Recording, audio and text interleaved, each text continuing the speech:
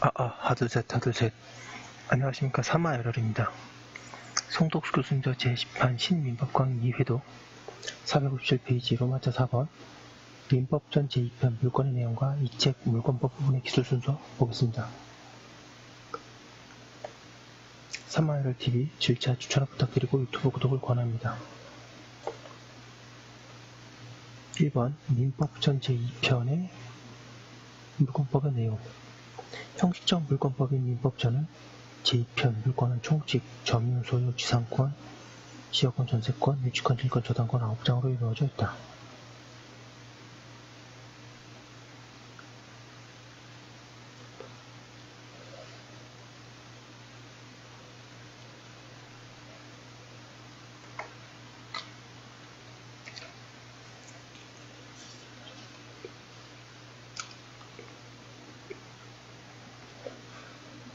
제1장 총칙에서는 물권 법정주의, 물권의 변동, 물권의 소멸 원인 중에 혼동에 관하여 규정하고 있다. 이 가운데 물권의 변동은 법률 규정 자체는 간단하지만 이론상으로 뿐만 아니라 실제에 있어서도 대단히 중요하다. 특히 부동산 물권 변동은 등기와 관련하여 매우 어려운 해석 문제가 생기기도 한다. 그리고 제2장 점유권에 의하여서는 민법이 인정하는 8종의 물권의 내용을 규정하고 있다. 그 가운데 소유권과 같은 기본 물권도 있고 지상권, 저당권과 같은 제한 물권도 있다. 이 책 물권법 부분의 기술 순서. 이 책에서는 물권법 부분을 체계적으로 이해하기 위하여 모두 5장으로 나누고 필요한 경우에 그 아래에 다시 절을 두어 기술하려고 한다. 그리고 본장인 제1장의 서론에서는 물권법 및 물권에 관한 일반적인 내용을 줬고 2장에서는 물권의 변동에 관하여 논의할 것이다. 거기에 중심은 부동산 물권 변동과 동산 물권 변동이다. 제1장은 점유권, 소유권이고 제4장은 용, 물권, 458페이지야. 제5장은 담보물권이다. 제5장 말미에는 비전형적인 담보제도를 다룰 것이다. 로마자 5번의 물권법의 본질.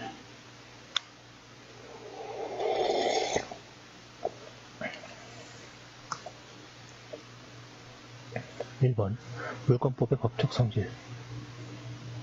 양가 1번의 일반 사법의 일부. 물권법은 민법의 일부로서 당연히 사법에 속한다. 오늘날 물권 가운데 특히 부동산에 관하여는 공법적인 규제가 대단히 많이 가해지고 있다. 그러나 그러한 공법적인 규제는 물권법이 아니다. 그리고 사법 가운데 상법 등의 특별사법도 물권법이 될 수 없다. 양가 1번의 제3법.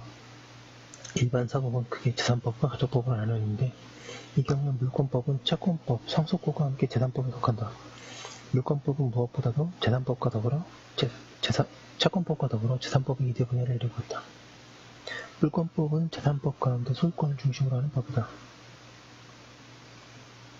물권법이 규율하는 물권에는 소유권뿐만 아니라 여러가지 제한 물권도 있으나 중심적인 지위에 있는 것은 언제까지나 소유권이기 때문이다. 그에 비하여 채권법은 재화의 지배적인 소유권이 아니고 재화의 교환, 즉 계약을 중심으로 하는 제3법이다.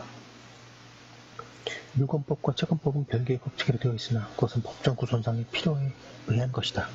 실체에 있어서 두 법은 매우 밀접하게 관련을 맺고 있다. 매매계약을 체결한 후에 대금을 지급하고 물권의 소유권을 취득하는 경우에 금변을 빌리고서 그 채무를 담보하기 위하여 채무자의 부동산에 저당권을 설정하는 경우가 그 대표적인 예이다.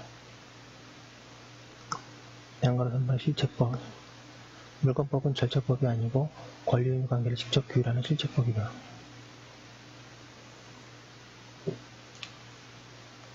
이번에 물권법의 특질. 물권법은 공법, 특별사법, 가족법과는 분명하게 구별된다.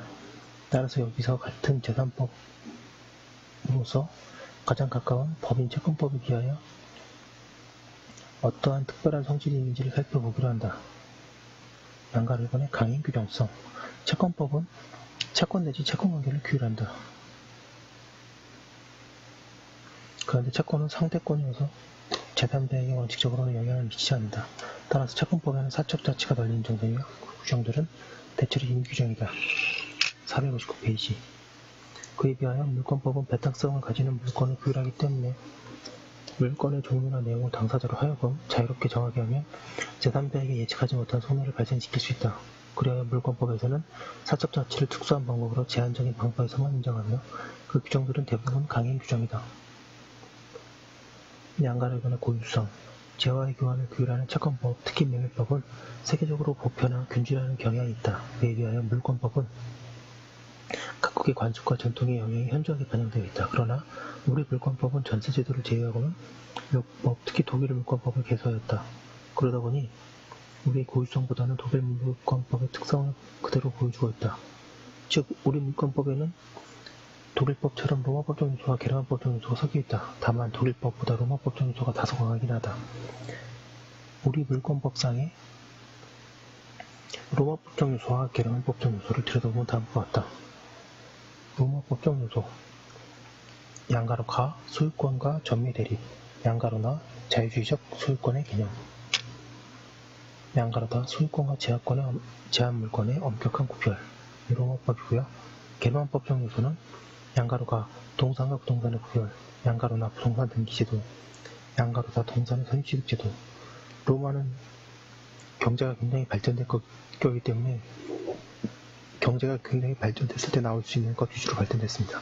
소유와 점유 대립하고 개인주의적 소유권 개념, 소유와 제한물권이 엄격히 구별된 것이 그렇고요.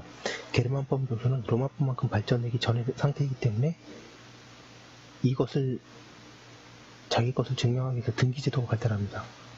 저도 여기까지만 알고요. 이게 로마법 이렇게 두꺼운 책 같은 거 읽어봐도 솔직히 수험적으로 바로 도움이 되진 않거든요. 뭐 법학 배경 지식이 늘어날 수 있어도 그래서 물권법을 위해서 그걸 다시 보기보다는 그냥 이런 게 있다 이렇게만 하셔도 되겠습니다.